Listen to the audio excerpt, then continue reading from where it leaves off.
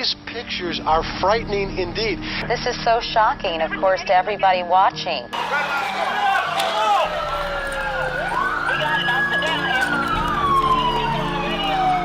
And looted during the racial riots. Being thrown, even the event organizer was pepper sprayed at one point. At least 3 people were arrested and charged. Oh God, oh God, oh God. We live at this moment. Everywhere you look in Koreatown, in downtown LA, and in South Central, there was chaos today. A mob mentality, burning, looting, and in some cases even celebrating. And those, on the other hand, who view the violence spreading throughout Los Angeles as an expression of sheer lawlessness. Treated at nearby hospitals, but law enforcement also telling us that there are a number of bodies that remain in the church. Good morning, Georgia. From the air, you really get a sense of the scope of this massacre, those deadly bullets flying. If you've turned on your TV or followed the news, you might feel like the world is getting worse. But is this actually what is happening?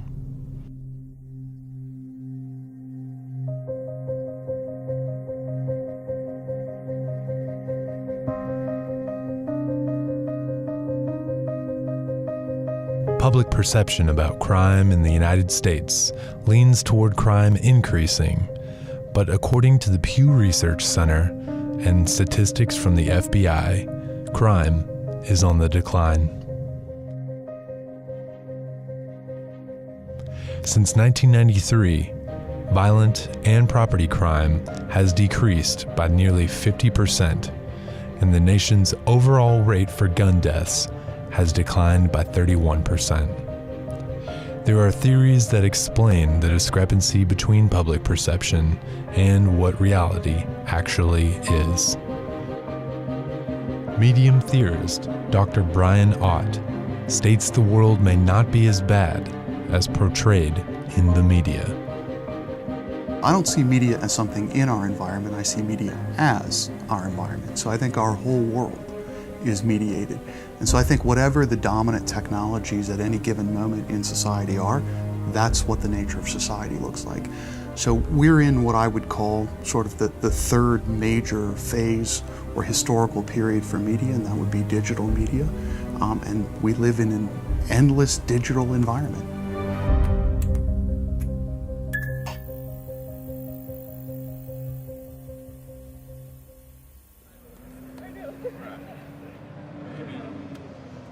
You mentioned that you don't have cable, but you do watch TV. Is there any other forms of media that you use to get your information from? On Facebook. Social media would kind of be my main form of media. I don't watch the news a lot because it makes me sad. I read Truthdig, I read The Intercept. I don't even watch Fox, ABC, NBC, CBS, those, that type of media, at least. It's clearly slanted to the left. Media has done a fantastic job of devaluing human life.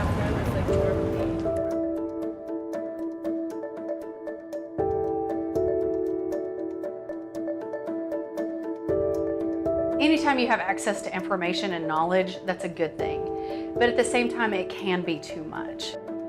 It can help you start to, or I don't know if help is the right word, but it can make you start to think that things really are bad in the world. The media can sort of magnify bad news, and there are some good news stories that aren't as attractive to cover in the media, and maybe we need more good news going out, way to make it exciting. One of the older concepts that's been talked about is sort of the mayhem index, where things are going negatively. It has high dramatic potential or power, and people are drawn to dramatic stories. And so there's been a movement in our news industry to make it more and more commercial.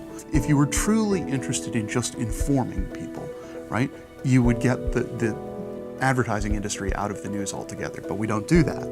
And one of the ways that we know that the news is commercial, particularly the televised news, for instance, is that there are literally commercial breaks in the middle of the news. If you'll excuse me, I'll just take a break from making this point by enjoying the refreshing taste of Mountain Dew Code Red. Today's weather brought to you by Choice Hotels. Light up a camel and be an eyewitness to the happenings that made history in the last 24 hours.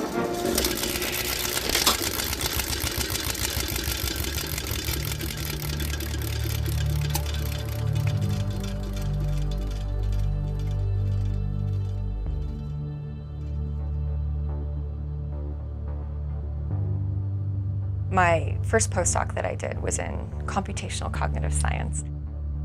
We talked a lot about sampling and the idea that when you're trying to learn a topic or a concept or what a category is, you have to collect samples. If I had a bag of M&Ms, right, and I wanted you to, or maybe it was just a bag of candy, and I wanted you to make a generalization about that bag, you would start pulling samples out of that bag of candy. And if all you did was pull out green M&Ms, and then you'd probably say that, well, it's a bag of green M&Ms, right? If you pulled out a green M&M and a Jolly Rancher, you might say, well, it's a bag of candy, because you're sampling these bits of evidence, and you're assuming that the samples that you're collecting, which you've assumed are randomly sampled, are being pulled out of that bag, are representative of the whole bag.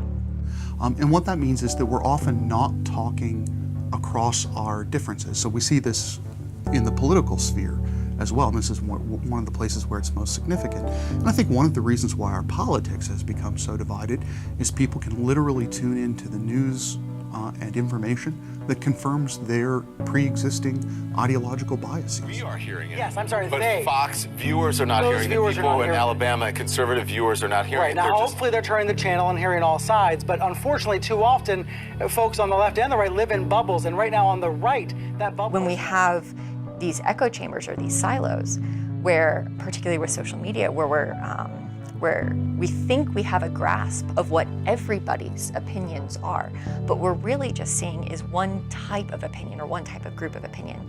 So people say that a lot of liberals were really surprised that Donald Trump was elected president. Just in case the unthinkable has happened and Donald Trump is our new president. America is crying tonight. I'm not sure how much of America, but a very, very significant portion, and I mean literally means that crying. Donald Trump will be the 45th president of the United States.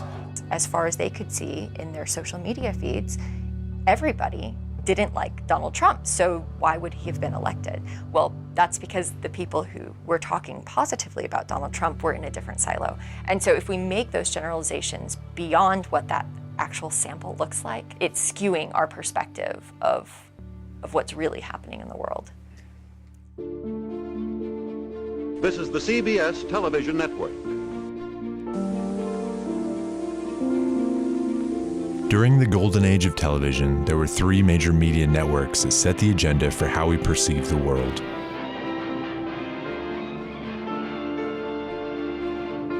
Today, with the rise of new media outlets, we now have the ability to set our own perceptions of society.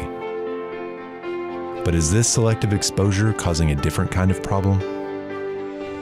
There is some recent research that suggests younger generations are turning away from televisual news, but of course they're turning towards social media to get their news. So on the one hand, they're turning away toward one kind of news, but they're turning toward another type of news that it appears is no better. I'm not really the type of individual who says the world is getting better or getting worse. The world is getting different. As time moves forward, technology is changing rapidly and affects the ways in which we communicate on a global scale. The average person spends more than 5 years of their life on social media, combined with over 7 years watching television, and we spend more than 12 years of our lives consuming media. Because of this, we should make it our due diligence to inform ourselves of opposing viewpoints and create conversation that provokes consideration and not condemnation. What was once meant to inform us is misleading us into a comfortable bias of self-regulated confirmation. But we are the ones that ultimately determine how we allow ourselves to be impacted. Access to information is a tool to be used to leverage our human experience and not to segregate us with only those that think like we do. Don't get stuck in virtual reality. Broaden your horizon, take control, and live in your reality.